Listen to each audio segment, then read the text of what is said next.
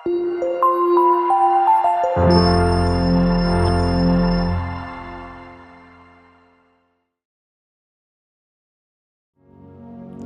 തെസലോനിക്ക അധ്യായം 4. പ്രസാദകരമായ ജീവിതം. സഹോദരരെ, അവസാനമായി ഞങ്ങൾ കർത്താവായ യേശുവിൽ നിങ്ങളോട് അപേക്ഷിക്കുകയും യാചിക്കുകയും ചെയ്യുന്നു.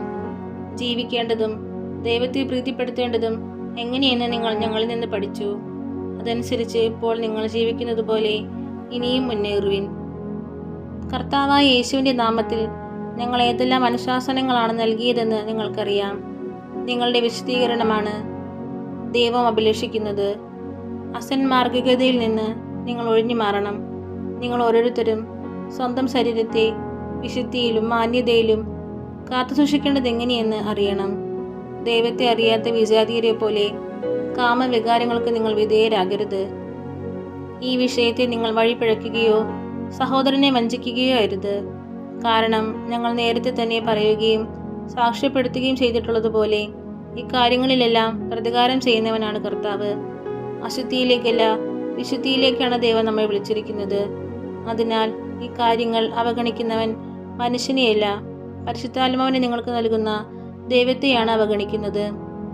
സഹോദര സ്നേഹത്തെ സംബന്ധിച്ച് നിങ്ങൾക്ക് എഴുതേണ്ടതില്ല. കാരണം പരസ്പരം സ്നേഹിക്കണമെന്ന് ദൈവം തന്നെ നിങ്ങളെ പഠിപ്പിച്ചിട്ടുള്ളതാണ്.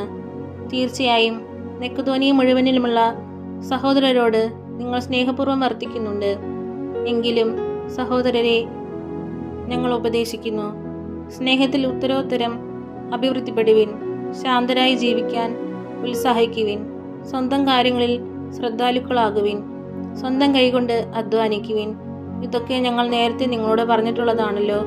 ഇപ്രകാരം ജീവിച്ചാൽ അന്യരുടെ മുമ്പിൽ നിങ്ങൾ ബഹുമാനിതരാകും. ഒന്നിനും നിങ്ങൾക്ക് പരാശ്രയം വേണ്ടി വരികയില്ല. കർത്താവിൻ്റെ പ്രത്യാഗമനവും മരിച്ചവരുടെ ഉയർപ്പും. സഹോദരരെ, പ്രത്യാശയില്ലാത്ത മറ്റുള്ളവർ ചെയ്യുന്നത് പോലെ നിങ്ങൾ ദുഃഖിക്കാതിരിക്കാൻ നിദ്ര പ്രാപിച്ചവരെ പറ്റി നിങ്ങൾക്ക് അറിവുണ്ടായിരിക്കണമെന്ന് ഞങ്ങൾ ആഗ്രഹിക്കുന്നു. യേശു മരിക്കുകയും വീണ്ടും ഉയർക്കുകയും ചെയ്തു എന്ന് നാം വിശ്വസിക്കുന്നത് പോലെ യേശുവിൽ നിദ്ര പ്രാപിച്ചവരെ ദൈവം അവനോടുകൂടെ ഉയർപ്പിക്കും.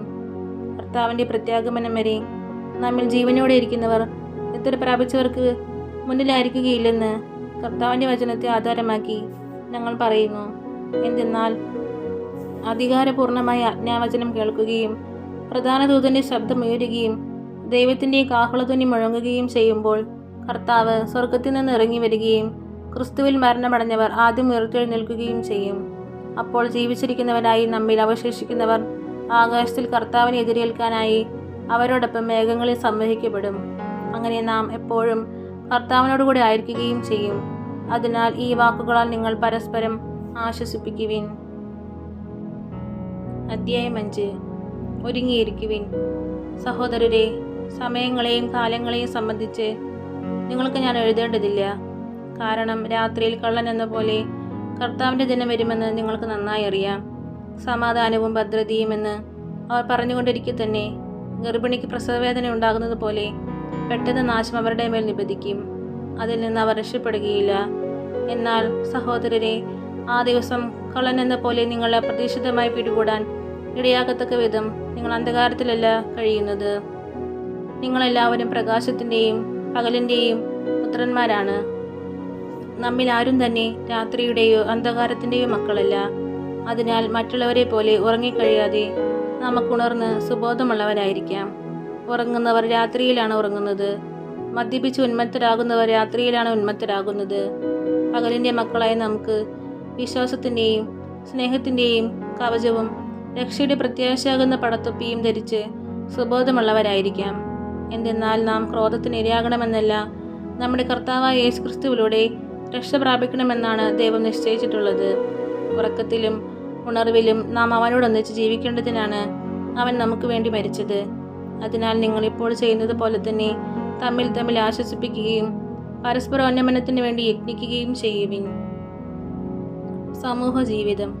സഹോദരരെ, നിങ്ങളുടെ ഇടയിൽ അധ്വാനിക്കുകയും കർത്താവിൽ നിങ്ങളെ നയിക്കുകയും അനുശാസിക്കുകയും ചെയ്യുന്നവരെ അവരുടെ അധ്വാനം പരിഗണിച്ച് അത്യധികം സ്നേഹത്തോടെ ബഹുമാനിക്കണമെന്ന് ഞങ്ങൾ അഭ്യർത്ഥിക്കുന്നു. നിങ്ങൾ സമാധാനത്തിൽ കഴിയുവിൻ. സഹോദരരെ, നിങ്ങളെ ഞങ്ങൾ ഉത്ബോധിപ്പിക്കുന്നു. അലസരെ ശാസിക്കുവിൻ, ഭീരുക്കളെ ധൈര്യപ്പെടുത്തുവിൻ, ദുർബലരെ സഹായിക്കുവിൻ. എല്ലാ മനുഷ്യരോടും ക്ഷമാപൂർവം പെരുമാറുവിൻ. ആരും ആരോടും തിന്മയ്ക്ക് പകരം തിന്മ ചെയ്യാതിരിക്കാനും തമ്മിലും എല്ലാവരോടും സദാ നന്മ ചെയ്യാനും ശ്രദ്ധിക്കുവിൻ. എപ്പോഴും സന്തോഷത്തോടെ ഇരിക്കുവിൻ. ഇടവിടാതെ പ്രാർത്ഥിക്കുവിൻ. എല്ലാ കാര്യങ്ങളിലും നന്ദി പ്രകാശിപ്പിക്കുവിൻ. ഇതാണ് യേശുക്രിസ്തുവിൽ നിങ്ങളെ സംബന്ധിച്ചുള്ള ദൈവഹിതം. ആത്മാവിനെ നിങ്ങൾ നിർവീര്യമാക്കരുത്. പ്രവചനങ്ങളെ നിന്ദിക്കരുത്. എല്ലാം പരിശോധിച്ച് നോക്കുവിൻ. നല്ലവയെ മുറുകെ പിടിക്കുവിൻ. എല്ലാത്തരം തിന്മയിൽ നിന്നും അകന്നു നിൽക്കുകയും ചെയ്യുവിൻ. സമാപനാശംസ. സമാധാനത്തിൻ്റെ ദൈവം നിങ്ങളെ പൂർണ്ണമായി വിശദീകരിക്കട്ടെ. നമ്മുടെ കർത്താവായ യേശുക്രിസ്തുവിൻ്റെ പ്രത്യാഗമനത്തിൽ നിങ്ങളുടെ ആത്മാവും ജീവനും ശരീരവും അവികലവും പൂർണ്ണവുമായിരിക്കാൻ ഇടയാകട്ടെ. നിങ്ങളെ വിളിക്കുന്നവൻ വിശ്വസ്തനാണ്. അവിടുന്ന് അതനുസരിച്ച് പ്രവർത്തിക്കുകയും ചെയ്യും. സഹോദരരെ, ഞങ്ങൾക്ക് വേണ്ടി പ്രാർത്ഥിക്കുവിൻ. വിശുദ്ധ ചുംബനം കൊണ്ട് എല്ലാ സഹോദരരെയും അഭിവാദനം ചെയ്യുവിൻ. ഈ കത്ത് എല്ലാ സഹോദരരെയും അയച്ചു കേൾപ്പിക്കാൻ കർത്താവിൻ്റെ നാമത്തിൽ നിങ്ങളെ ഞാൻ ചുമതലപ്പെടുത്തുന്നു. നമ്മുടെ കർത്താവായ യേശുക്രിസ്തുവിൻ്റെ കൃപ നിങ്ങളോടുകൂടെ.